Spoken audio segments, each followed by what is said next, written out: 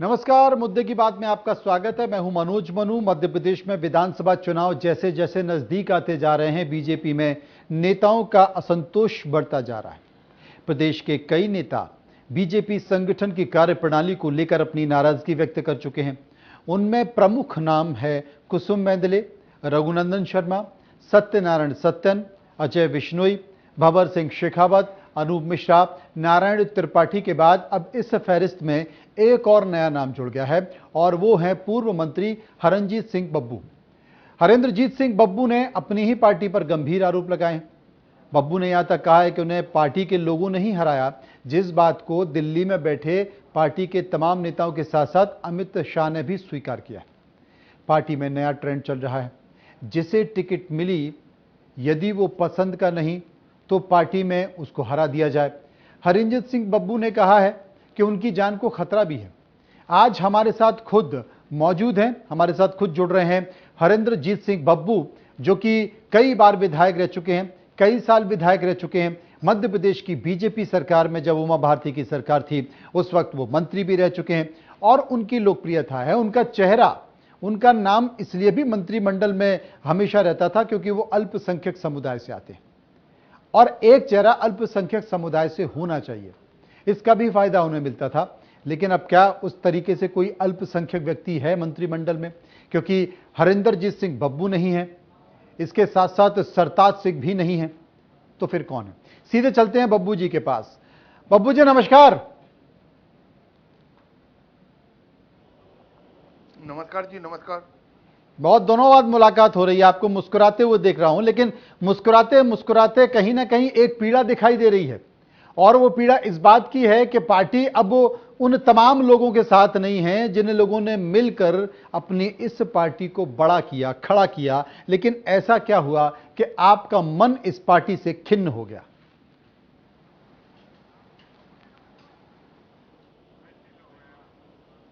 करना चाहता हूं, इस पार्टी को यहां लाने में कई लोगों का बलिदान है। कई लोग गोली खाए, कई लोग जेल गए।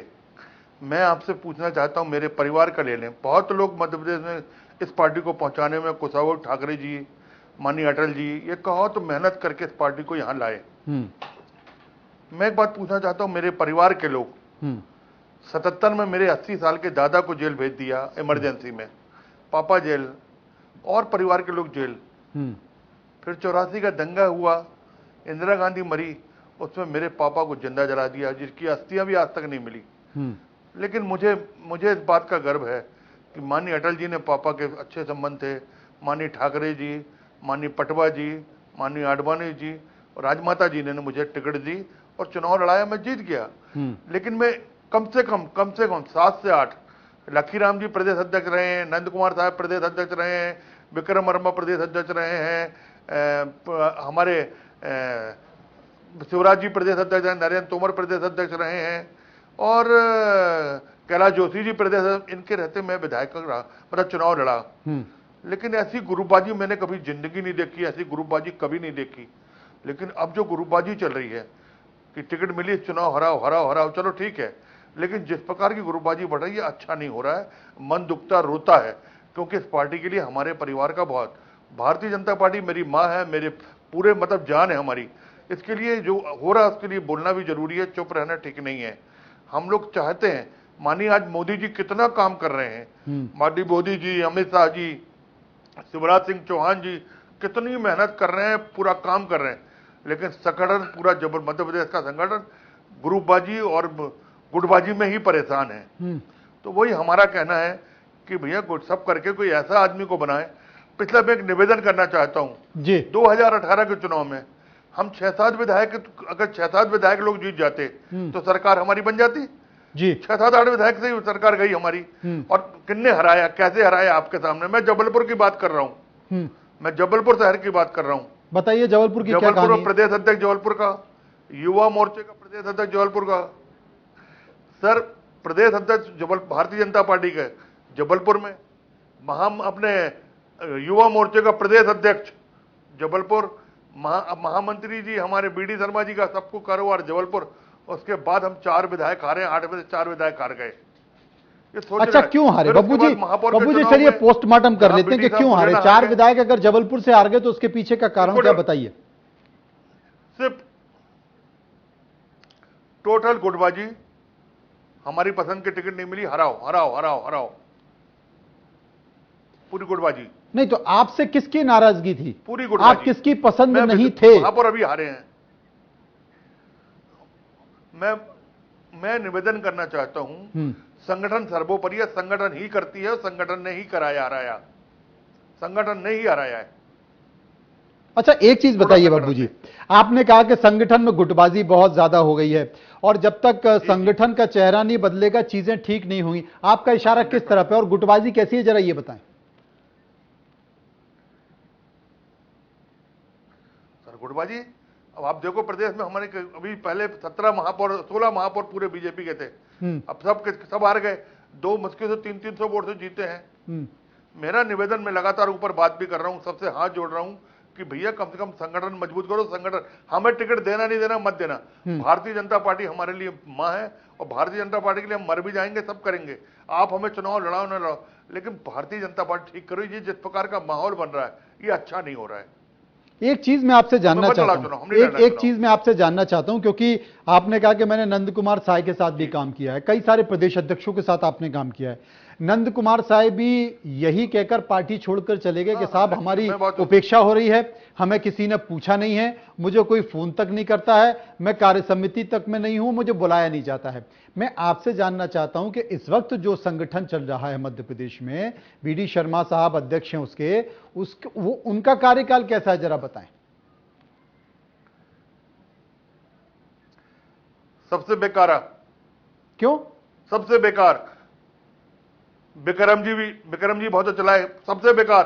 सिर्फ वो गुटबाजी और अपने ग्रुप को कैसे बढ़ाए उसी में लगे रहते हैं।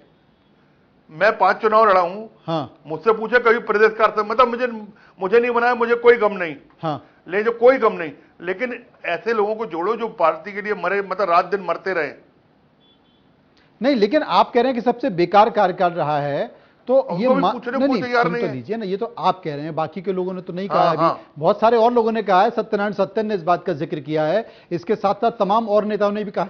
लेकिन अगर बेकार है, आपको कैसे लगा? आपकी विधानसभा से लगा या आपका जो व्यक्तिगत जो एक कहते हैं ना कि मतलब मेरा ऐसा अनुमान है, मेरे साथ ऐसा व्यवहार किया गया है, या व्यक्तिगत कारणों से जाने? अच्छा सर, मैं एक बात पूछना चाहता हूं, आप पूछिए। पूरे हिंदुस्तान में 84 के दंगे में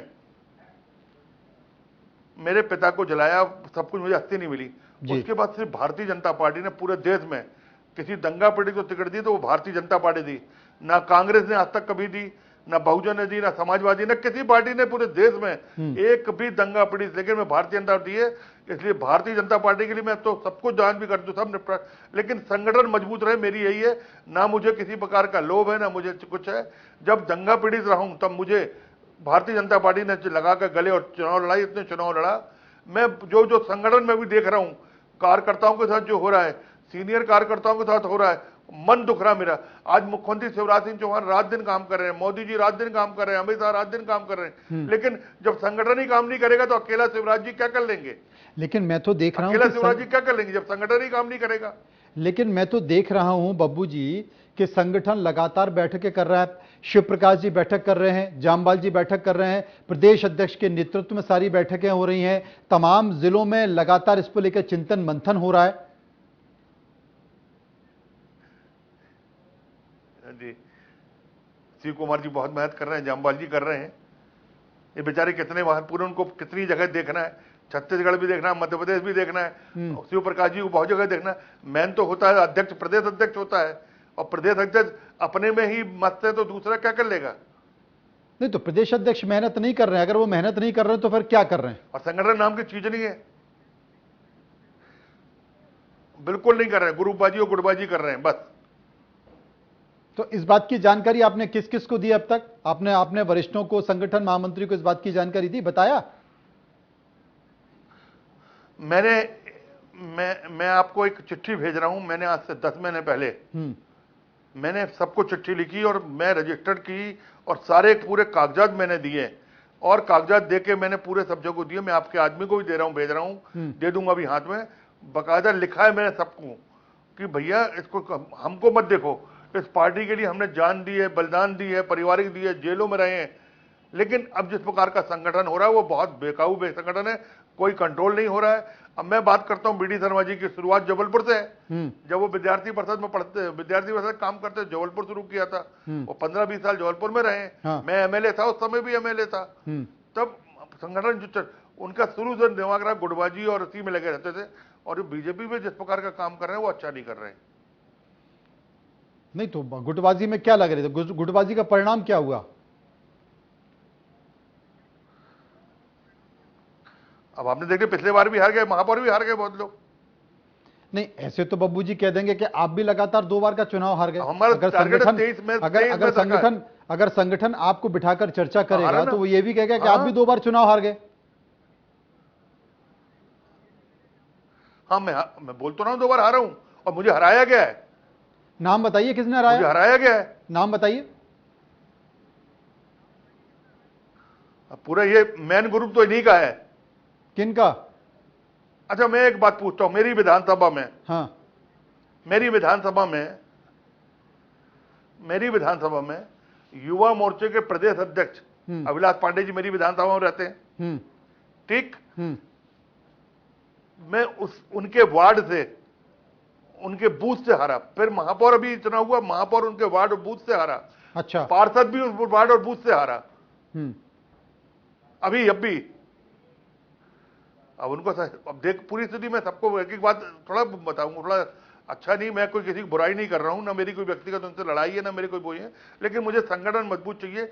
मैं चुनाव लड़ूं नहीं लड़ूं, आपको अभिलाष ने हरवाया, आपका ये कहना है कि मुझे अभिलाष ने हरवाया है?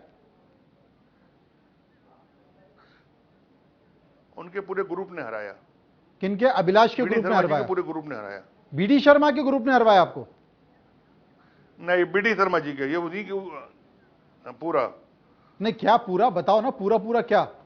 ये उसी ग्रुप के हैं। अच्छा, बीडी शर्मा जी के ग्रुप के? मुझे भाई साहब, मुझे सिर्फ बीडी शर्मा जी, माननीय बीडी शर्मा जी के ग्रुप, सब उसी ग्रुप के हैं, उन्हीं ने सब मिलकर हराया। तो उन लोगों ने मिलकर हरा दिया, आपने अपनी पीड़ा वरिष्ठों को बता दी, एक चिट्ठी भी लिखी, उसके बाद आपके मन की पीड़ा को किसी ने समझने की कोशिश नहीं की, आपसे किसी ने बात करने की कोशिश नहीं की?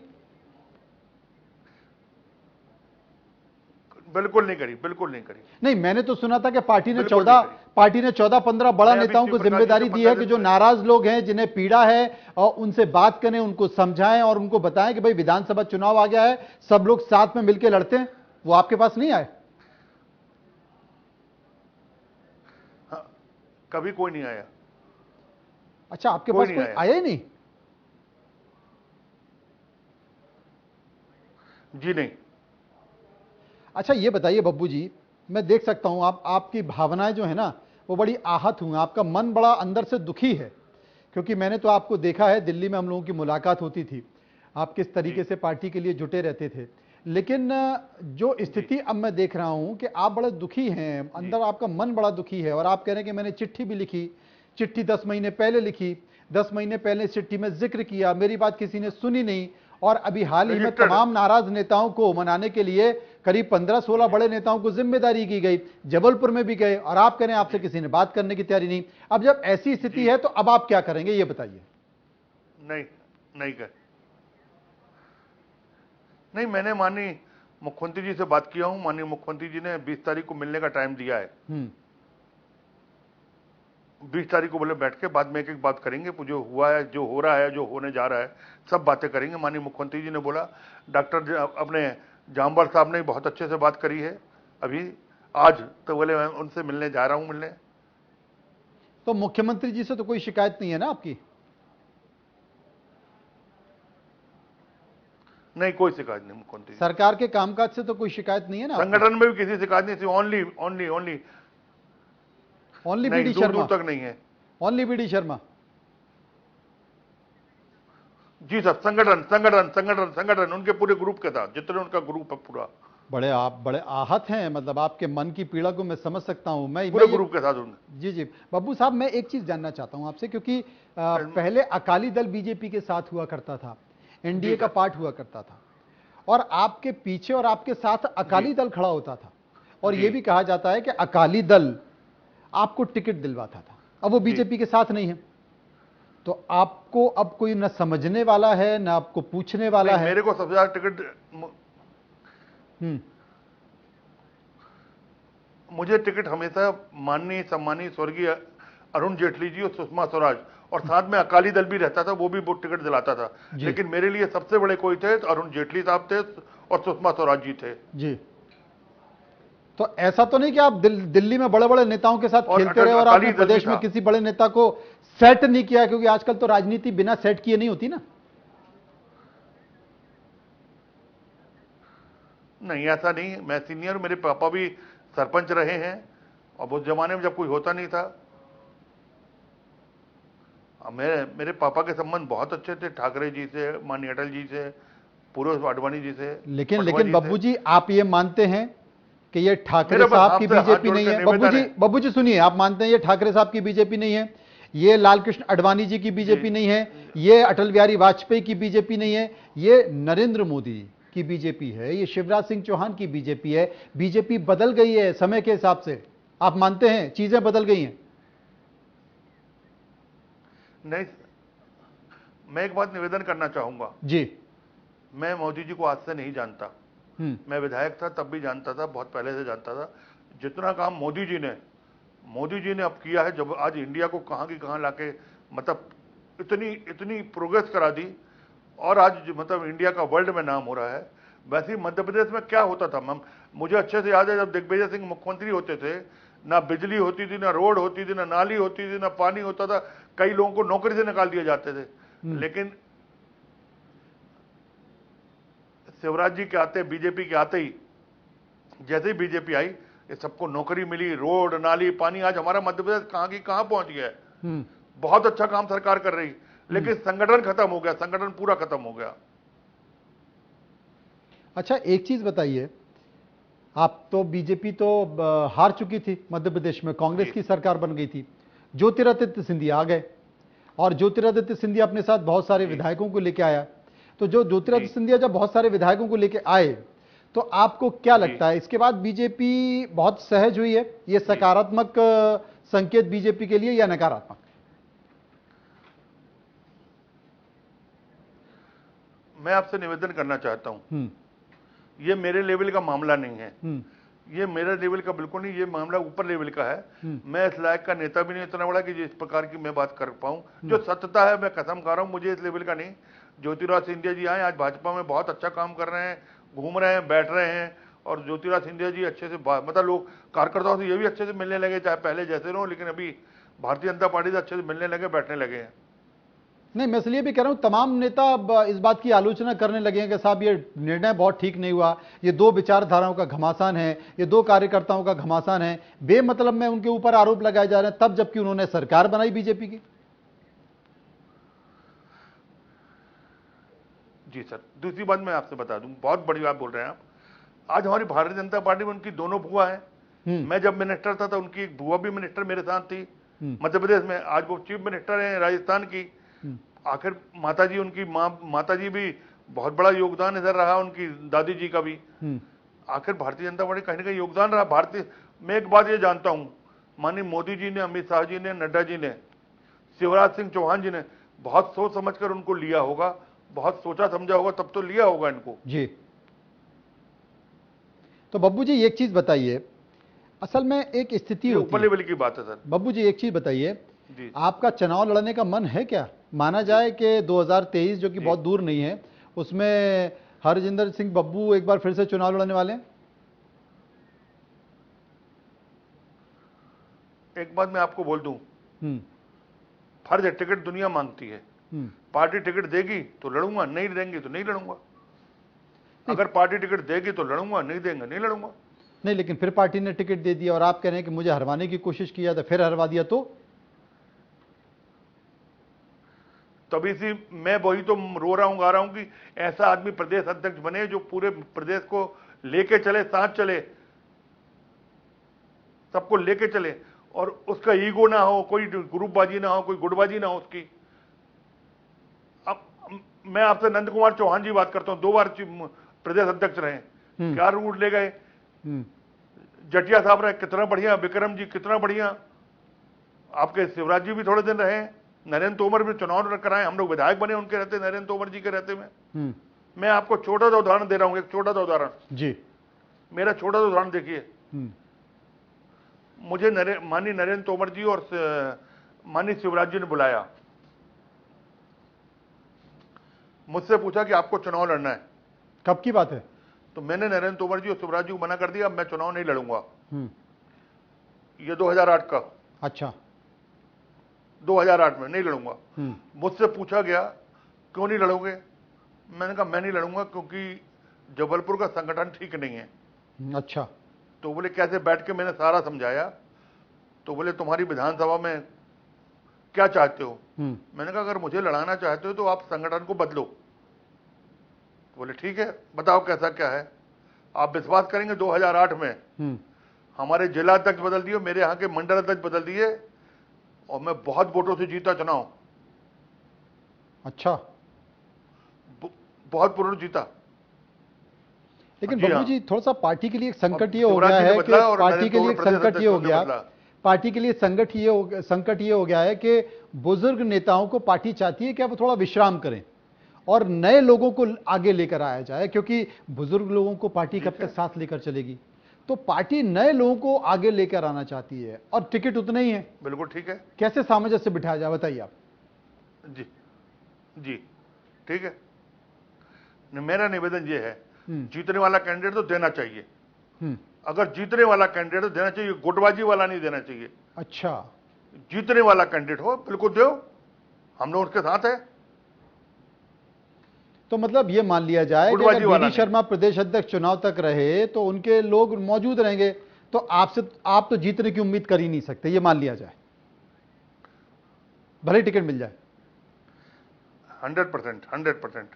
तो इसलिए चुनाव ना लड़ना ही ठीक है। टिकट लेना ही नहीं, ऐसे मालूम हम हारने वाले, तो ज्यादा ही नहीं लड़ना अच्छा चीज है। चलिए, तो जो आपने बताया कि नरेंद्र सिंह तोमर जी के साथ मीटिंग हुई, शिवराज जी के साथ मीटिंग हुई, अब आपकी जामवाल जी के साथ मीटिंग होनी है और आपकी मीटिंग शिवराज जी के साथ भी होती है। पहले जो 2 लोगों के साथ मीटिंग हुई उस मीटिंग में आपका हल निकल गया। क्या आपको उम्मीद है कि जामवाल जी और शिवराज जी के साथ जब मीटिंग होगी तो शायद कोई रास्ता निकल जाएगा और आप फिर से चुनाव लड़ पाए और जीत भी जाए?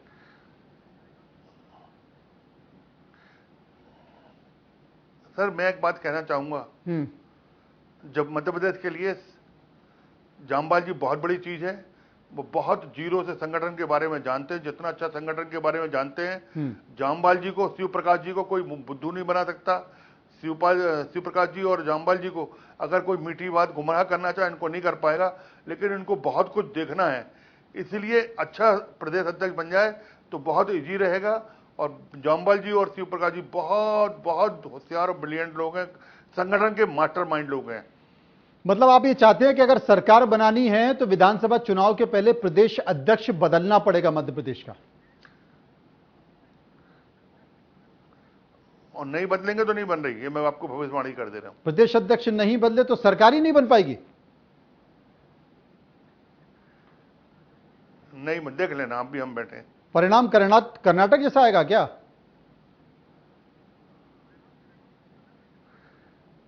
ये तो नहीं कह सकता, लेकिन नहीं बनेगी क्योंकि कार्यकर्ता ही काम नहीं करेगा। चलिए, हम इंतजार करते हैं कि आपकी मुलाकात मुख्यमंत्री से अच्छी हो, आपकी मुलाकात जामवाल जी से अच्छी हो, कोई सकारात्मक संकेत निकल कर आए और जो गुटबाजी संगठन में फैली है या जो तमाम सारी परेशानियां हैं, उन परेशानियों का निदान सब मिलजुल कर निकालें। बहुत बहुत शुक्रिया बब्बू जी, आपने हमसे बात की। फिलहाल मुद्दे की बात में इतना ही, बाकी खबरों के लिए बहुत धन्यवाद सर जी, बाकी खबरों के लिए चलते रहिए इंडिया न्यूज के साथ। नमस्कार।